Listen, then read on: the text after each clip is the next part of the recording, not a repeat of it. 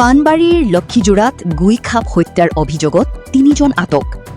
চিৰাং জিলাৰ পানবাড়ী অঞ্চলৰ ১ নং লক্ষীজোড়া গাঁৱত গুই খাপ হত্যা কৰাৰ অভিযোগত ৩জন ব্যক্তিক গুই চাপৰ মাংসসহ আটক কৰিছে বন বিভাগ আৰু এছএছবিৰ যৌথ দলে।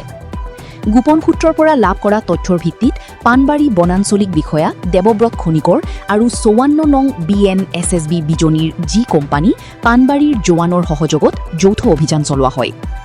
অভিযানকাৰী দলটোৱে ১ নং লক্ষীজোড়া গাঁৱৰ কামেশ্বৰ ৰায়ৰ বাসগৃহত তালাচী চলাই গুই চাপৰ মাংস উদ্ধাৰ কৰাৰ লগতে ৩জন ব্যক্তিক আটক কৰে। আটকাধীন লোককেইজন হৈছে বকুল ৰাজবংশী ২৪, প্ৰসেন ৰাজবংশী ২৫ আৰু কামেশ্বৰ ৰায় ৩৯। জানিব পৰা মতে যোৱা মঙলবাৰে লক্ষীজোড়া গাঁৱৰ এই ৩জন ব্যক্তিৰ বিৰুদ্ধে গুই খাপ হত্যা কৰাৰ অভিযোগ উত্থাপন হৈছিল। ঘটনাটোৰ বিষয়ে খবৰ লাভ কৰাৰ পিছতে পানবাড়ী বনাঞ্চলিক কাৰ্যালয়ৰ বন বিষয়া আৰু বনকৰ্মীৰ দলে এছএছবিৰ সহযোগত অভিযান চলায় ৩জনক আটক কৰে। ঘটনা সন্দৰ্ভত বন বিভাগে অধিক তদন্ত অব্যাহত ৰাখিছে। News desk, Bijuni first 24।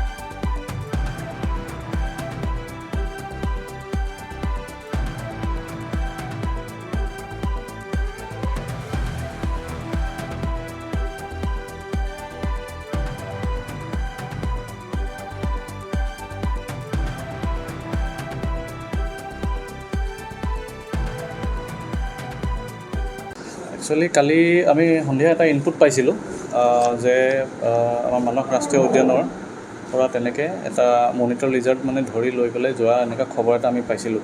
তো এই গোপন সূত্ৰৰ পমখেদি আমি যেতিয়া বস্তুটো চাৰ্চ কৰিলোঁ, আমি ১ নং লক্ষীজোড়া ভিলেজৰ কামেশ্বৰ ৰায় বুলি কয় এজন পাৰ্চন আছে।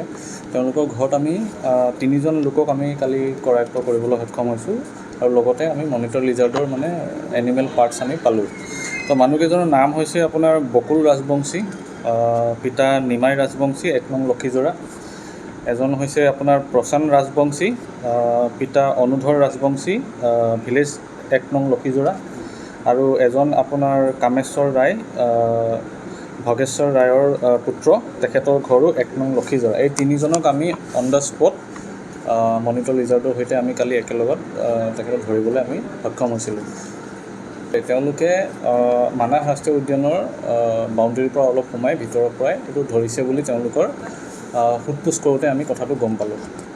আৰু এইটো আপোনাৰ বেংগল মনিটৰ লিজাৰ্ডটো আমাৰ যোনটো আমাৰ বন্যপ্ৰাণী সুৰক্ষা আইন ১৯৭২ আছে, তাৰ জৰিয়তে আমাৰ শ্বেডুল 1 স্পেচিছ হোৱাৰ কাৰণে তেওঁলোকৰ বাকী যোনখিনি আইনগত যাৱতীয় ব্যৱস্থা এইখিনি আমি এতিয়া প্ৰচেছ কৰি আছোঁ।